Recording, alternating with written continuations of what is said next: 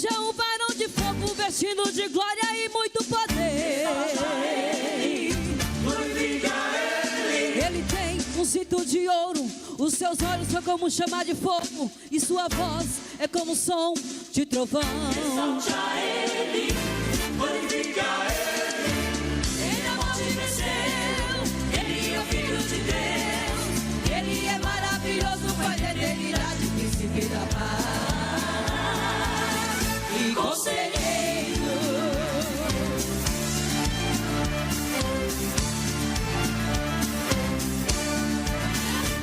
Ele é santo, ele é santo, ele é santo, ele é o Cordeiro. Ele é santo, ele é santo, ele é verdadeiro. Ele é santo, ele é santo, ele é santo, ele é o Cordeiro. Ele é santo, ele é santo, ele está em nosso meio. Ele é santo, ele é santo, ele é santo, ele é o Cordeiro. Ele é santo, ele é santo, ele está em nosso meio. Santo, santo, santo, santo, santo é o Cordeiro. Santo, santo, santo, santo, santo é o Cordeiro. Santo, santo, santo é o Cordeiro. Santo, santo, fiel e verdadeiro.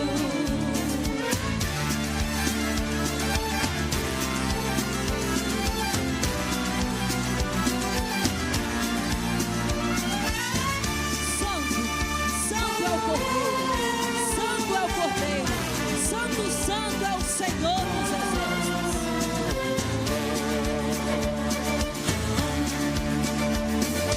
Santo e fiel é o Cordeiro. Santo, santo é o Cordeiro. Santo é o Cordeiro. Santo é o Cordeiro. Santo é o Cordeiro. Santo é o Cordeiro e verdadeiro. Santo é o Cordeiro. Santo é o Cordeiro. Santo é o Cordeiro.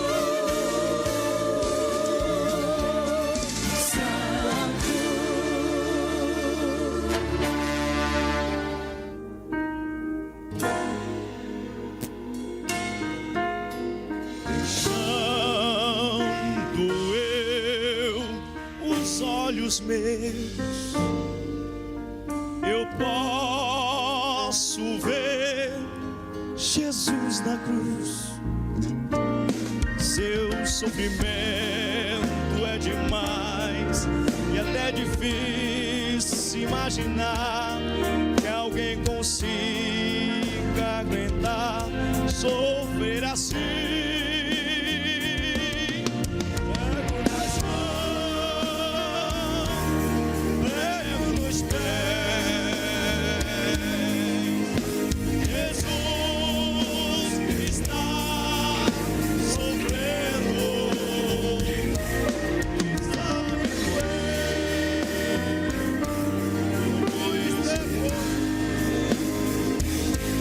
eu não me controlo.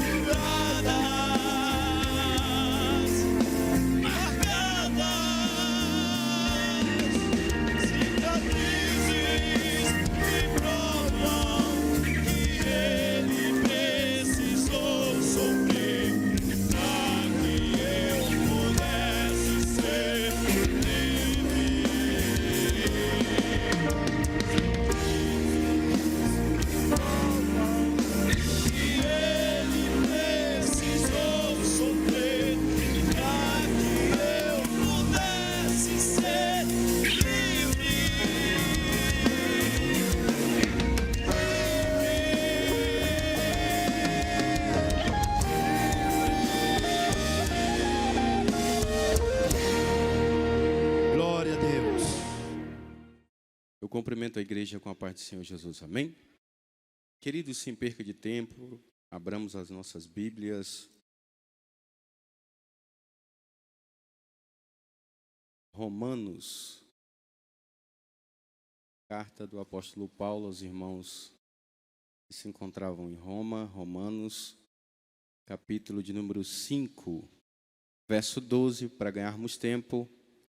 Portanto, como por um homem o pecado entrou no mundo, e pelo pecado a morte, assim também a morte passou a todos os homens, porque porque até a lei o pecado estava no mundo, mas o pecado não é imputado quando não há lei. No entanto, a morte reinou desde Adão até Moisés, até mesmo sobre aqueles que não tinham pecado, a semelhança da transgressão de Adão, o qual é a figura daquele que há de vir.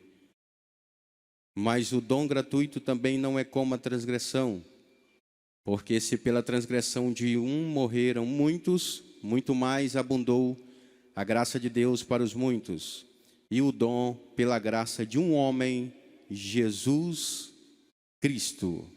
Amém? Podeis se assentar, queridos. Eu prometo não demorar, devido nós termos a celebração, o ato da Santa Ceia. Queridos, eu costumo dizer, antes de dar essa rápida palavra, que o culto é a expressão máxima pública daquilo que nós conhecemos sobre Deus, daquilo que nós conhecemos sobre nós e daquilo que nós conhecemos sobre graça. Se nós conhecemos alguma coisa sobre Deus, nós entendemos que Ele é digno de ser adorado, que Ele é digno de ser honrado, que a Ele pertence todo louvor e toda adoração nos céus e também na terra. Se nós compreendermos sobre a nossa vida, sobre quem éramos, em qual estado estávamos, isso já era motivo suficiente para render louvores e adoração ao nosso Deus. Se nós refletirmos sobre a graça, nós vamos entender o que Paulo disse, que a graça é o dom imerecido, ou seja, nós não merecíamos estar aqui, mas a palavra dele nos alcançou, o amor dele nos inundou, o Espírito dele nos envolveu, e por isso nós estamos aqui nessa noite. Queridos, o culto é oferta, o culto é sacrifício, o culto é renúncia, o culto é rendição, o culto é tudo aquilo que eu oferto para Deus. O diabo não entende culto. Por quê, pastor? Como é que um crente desempregado, e mesmo assim ele oferece culto? Como é que um crente enfermo, e mesmo assim ele oferece culto? Como é que o crente está com a porta fechada, e mesmo assim ele oferece culto? Por isso que o diabo não entende o que é o culto, porque quando as circunstâncias dizem não, o crente continua adorando e tributando ao nome poderoso de Jesus. Queridos, esta palavra do apóstolo Paulo, escrevendo à igreja de Roma, Paulo, sem sombra de dúvida, fora um dos grandes apóstolos que fundara a base do cristianismo sobre a face da terra. Paulo teve um encontro com Jesus, ainda Saulo, a caminho de Damasco, para perseguir a igreja, para perseguir os irmãos, pois aprendera acerca da lei e se tornara tão zeloso a ponto de entender que todos aqueles que professavam a fé em Cristo Jesus estavam errados. Então ele começa a maltratar, ele começa a bater, ele começa a aprisionar, sendo zeloso, entendendo que aquilo era um zelo acerca da lei. E a Bíblia vai dizer que um belo dia, ele tem um encontro marcado com Jesus. E naquele encontro, Jesus muda a sua história. Jesus muda a sua forma de pensar. Jesus muda a sua forma de andar. Jesus muda a sua forma de agir. Porque eu não conheço uma pessoa que se cruzou com Jesus que não teve a sua vida transformada. Quem veio aqui nessa noite e que já teve um encontro com Jesus e teve a vida transformada, levanta a sua mão para adorar ao nome de Jesus. Queridos, e ele escreve esta carta, e nesta carta, queridos, para nós ganharmos tempo e não andarmos aqui no pormenor do texto, Paulo fora muito importante para as bases do cristianismo. Abriu muitas igrejas, abriu muitas frentes de trabalho, e por que não dizer, fez muitos discípulos. E também escreveu cerca de 13 cartas para orientar as igrejas onde ele passara. Alguns daqueles membros haviam apostatado da fé. Algumas daquelas pessoas já não estavam mais andando em conformidade com esta palavra. E a Bíblia vai dizer no texto em que eu li, que ele começa a falar, que ele começa a dizer sobre um homem, que o pecado entrou por um homem, a saber, Adão. Nós conhecemos a história. Adão pecou e toda a humanidade se tornou pecadora. Todos os homens se tornaram pecadores. Todos nós somos pecadores de duas formas. Como, pastor? Por herança e por escolha. Diga para o seu irmão, por herança e por escolha. Nós herdamos os pecados de Adão. Adão tinha um privilégio tremendo. Falava com Deus todo culto, toda tarde. Tinha um culto especial em que o próprio Deus aparecia para ele, pastor Salles, e falava com ele. Que culto lindo, que culto tremendo, que culto cheio literalmente da presença de Deus. Só que ele troca tudo isso por um período de prazer, por um momento em que lhe oferecem algo que ele não poderia desfrutar, querido. A Bíblia vai dizer que ele erra e consequentemente ele é destituído da glória de Deus. Destituído da presença de Deus, destituído do culto a Deus, destituído do relacionamento com Deus. Mas o apóstolo Paulo também vai dizer, queridos, sobre um segundo Adão, a saber, Jesus Cristo de Nazaré. Ou seja, nós herdamos os pecados de Adão. Em nós havia culpa, em nós havia pecado, em nós havia transgressão. Mas o apóstolo Paulo vai dizer sobre um segundo Adão, a saber, Jesus Cristo de Nazaré. Jesus Cristo nasce com um propósito: reconciliar o homem com Deus, reconciliar a humanidade com os céus. Jesus nasce com um propósito: trazer novamente um relacionamento do homem e Deus. Não havia mais presença, não havia mais culto, não havia mais adoração. O homem estava vivendo debaixo de um jugo da lei. Mas o mesmo Paulo vai dizer: onde abunda o erro, onde abundou o pecado, superabundou a graça.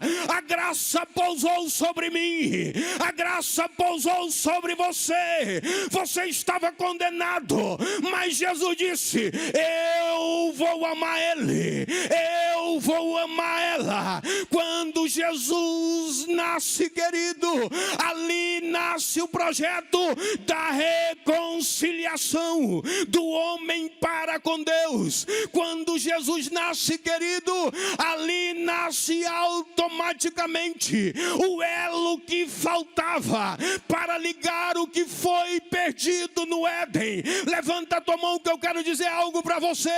Você só está aqui nessa noite por causa dele, por causa dele, por causa dele, por causa dele. Como disse a nossa pastora, nós não somos nada. Aqui não tem grande, aqui não tem melhor. Ele é que é grande. Só ele é grande. Só ele deve ser honrado. Só ele deve ser adorado. Só ele deve tributar louvores. Quem veio adorar esse Deus nessa noite, levanta a tua mão para adorar a ele.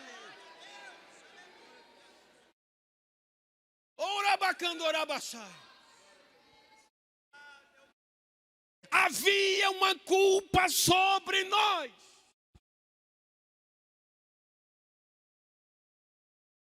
Havia pecado sobre nós.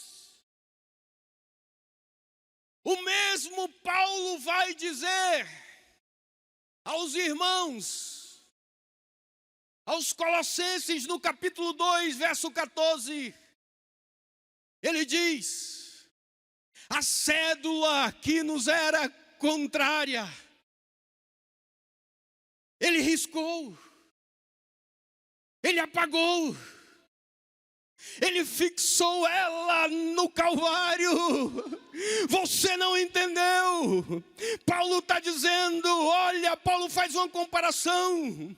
Quem sabe você está devendo ou deveu a alguém chega para dizer, olha, eu tenho uma promissória com a tua assinatura. E você diz, agora eu não posso pagar, mas eu posso pagar tal dia. A pessoa volta lá e você diz, agora eu também ainda não posso pagar. Mas ele diz, mas você tem um imóvel. Eu vou levar a tua casa, eu vou levar o teu carro, eu vou levar a tua moto, eu vou levar a tua fazenda. O certo é que aquela nota promissória que você assinou dá direito da pessoa possuir algo que você tem, mas você consegue pagar o que você está devendo.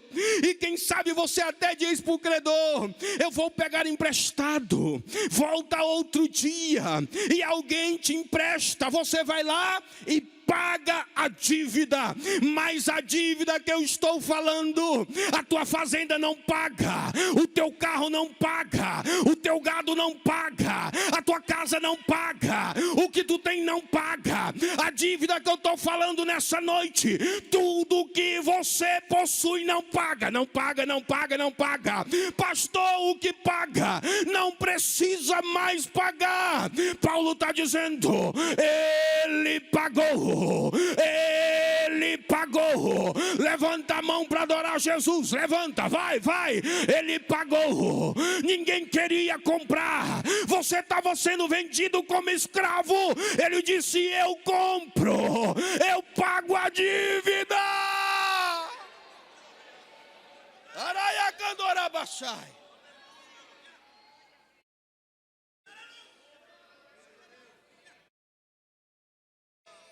Quem veio adorar, quem está sentindo Jesus no culto, Araiacandorabachai, essa dívida você não consegue pagar com dinheiro emprestado, essa dívida você não consegue pagar com imóvel, não. Essa dívida quem pagou foi ele. Quando estava sendo humilhado em direção ao Gólgota, quando estava sendo cuspido, como estava sendo maltratado, Jesus ainda em direção ao Calvário, ele disse, eu vou pagar. Ele olhou para quem maltratava e disse, Pai, perdoa eles, porque eles não sabem o que estão fazendo. Ele decidiu pagar. Quando as mulheres estavam chorando, ele disse, eu tenho consciência consolo. Mulheres, não chorem por mim, não chorem por mim. Ele decidiu pagar. Quando um dos ladrões olhou para ele e disse: desce da cruz, tu não é o Filho de Deus. Mas o outro olhou para ele e disse: eu sei que eu não mereço. O outro olhou para ele e viu um reino. O outro olhou para ele e viu uma coroa. O outro olhou para ele e viu um séquito. O outro olhou para ele e viu: ele não é desse mundo. É como se eu olhasse para você e dissesse: pastor Kennedy, é crente, é do céu, está na terra só de passagem. Ele olhou para Jesus e disse: lembra-te de mim quando tu chegares no teu reino. Jesus olhou para ele, creio eu, pregador imagina muita coisa, e batendo no peito, quem sabe dizendo dentro do coração: tá pago, eu já paguei, eu já paguei, eu já paguei, eu já paguei, eu já paguei. Hoje mesmo tu estarás comigo no paraíso. Araiacandorabachai, Araiacandorabacharabacandorabachai. Eu estou pregando aqui só pela misericórdia de Deus. O pastor Salles me ligou semana passada dizendo: pastor Wagner, o senhor vai vir? Eu falei: vou.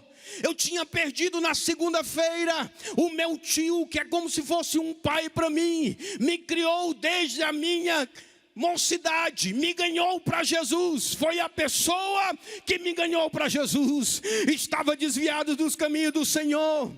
Eu estava pregando em uma festa em Tucumã. O meu tio estava voltando de Palmas, muito feliz porque tinha trocado o seu carro. Estava com um carro novíssimo. E quando ele está chegando perto de Redenção, ele teve um infarto. Só ele e minha tia dentro de um carro, ela não sabia dirigir. Ele parou o carro, a primeira pessoa que ele lembrou para ligar foi para mim. Ele me ligou várias vezes, meu celular estava no canto, eu não vi as ligações. Um rapaz chegou, fez primeiros socorros nele, levou ele para o Hospital Regional de Redenção. E ali nós começamos uma batalha, uma semana terrível. Eu com minha esposa, para dar à luz a um milagre que depois eu tenho certeza Deus vai providenciar para eu voltar aqui e contar meu testemunho sobre meu filho que eu mostrei para o pastor Salles. E o meu tio foi para o Hospital Regional, passou uma semana ali nós tentando uma vaga, quando não tinha mais vaga, como disse a pastora, por isso que eu digo, todos somos iguais. Nós juntamos tudo que a gente tinha, que não era muita coisa. UTI aérea caríssima, pagamos. Um hospital caríssimo, pagamos. Eu que transferi o dinheiro na hora. Quando ele está dentro do avião, surge uma vaga do Estado de uma UTI. Nesse ínterim, um pastor ligou para ele, conversou com ele, ele disse: eu quero voltar para os caminhos do Senhor. Eu quero voltar para Jesus. Eu quero voltar para o Senhor Jesus. Queridos, o meu tio morreu na segunda-feira, está completando uma semana. Eu estava no altar da nossa igreja. Eu tinha acabado de dobrar os meus joelhos. Eu tinha acabado de levantar com toda a igreja, feito uma oração por ele.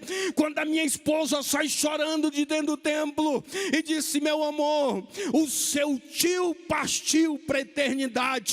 Querido, sabe o que me conforta? É saber que além de me ganhar para Jesus, ele voltou para a casa do Pai, porque nós estamos de passagem nessa terra. E se você crê que está de passagem, sinta ele aí. O teu lugar não é aqui. Tem morada no céu nos esperando. Tem um céu de glória nos esperando. Tem uma coroa de glória nos esperando. Paulo disse: eu combati o bom combate, eu acabei a carreira, mas eu guardei a fé. Isso é lindo. Paulo vai dizer: desde agora há uma coroa me esperando. Essa deve ser a convicção do crente. E ele diz: não só para mim, mas para todos aqueles que amam a vinda do Senhor. Só quem está esperando Jesus voltar, levanta a tua mão para Jesus e adora Ele. Fique de pé, por gentileza, com a permissão do pastor, estou concluindo.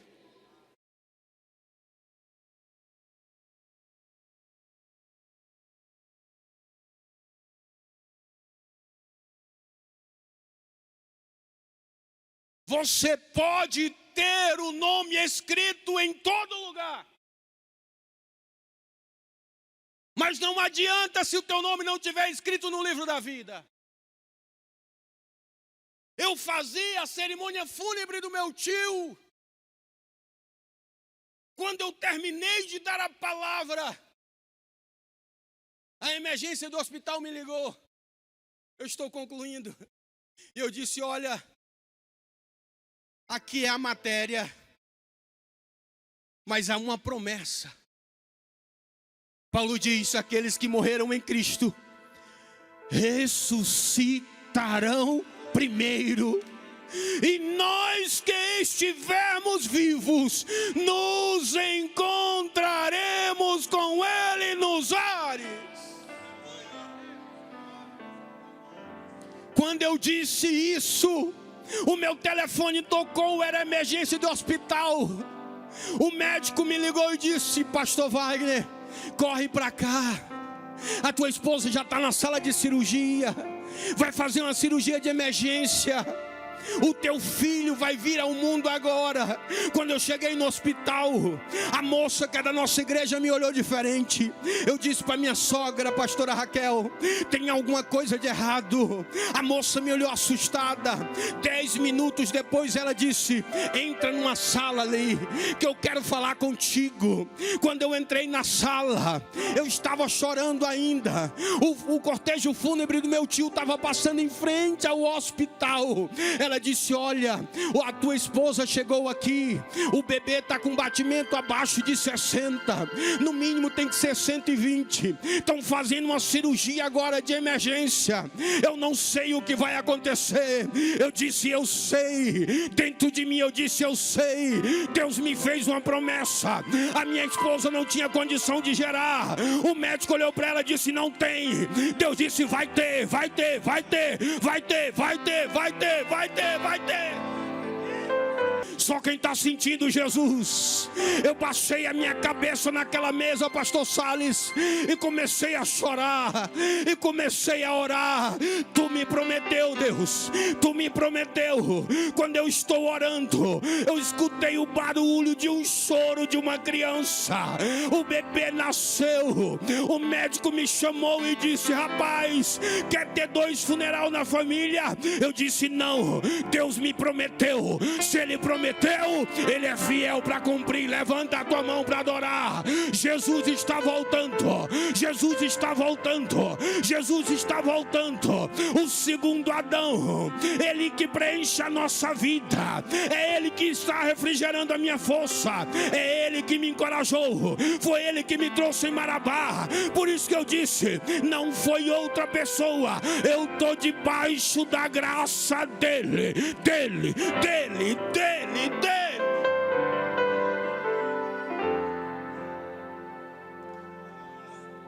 Eu concluo dizendo: você é igreja. Tenha certeza da sua salvação. E o melhor, propague o reino onde você colocar a planta dos teus pés. Como disse o pastor aqui, quando o jovem diácono deu uma palavra: uma geração vai, mas eu quero crer que a nossa igreja não está falida. Eu quero crer que está se levantando também uma geração de jovens. Eu quero profetizar nessa noite que está se levantando crianças sobre Marabá. Eu quero profetizar nessa noite que está chegando um novo tempo para essa igreja. Se você crê nessa palavra, levanta a mão e adora.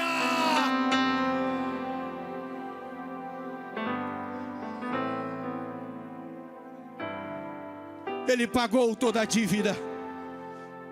Você tem liberdade para cercar a mesa. Nós vamos cercar a mesa agora. Mas quem sabe essa pode ser a nossa última Santa Ceia. E se for, vai ter uma melhor lá no céu. Vai ter uma melhor lá no céu. Porque lá no céu não vai ter choro. Lá no céu não vai ter cegueira física. Lá no céu Ele vai enxugar toda lágrima. E lá no céu Ele vai dizer: vinde bendito do meu Pai. Vem, vem, vem, vem, vem, vem. Já entrego o microfone dizendo: tem milagre. Eu vejo milagre. Eu vejo milagre nessa noite. Eu vejo Jesus curando pessoas nessa noite. Eu vejo Ele arrancando a enfermidade. Vai recebendo aí toda e qualquer enfermidade. Sai agora. Sai agora. Sai agora. De ordem física, de ordem espiritual. Recebe cura agora em nome de Jesus. Além do rio azul, as ruas são de ouro e de cristais. Ali tudo é vida, ali tudo é paz, forte choro.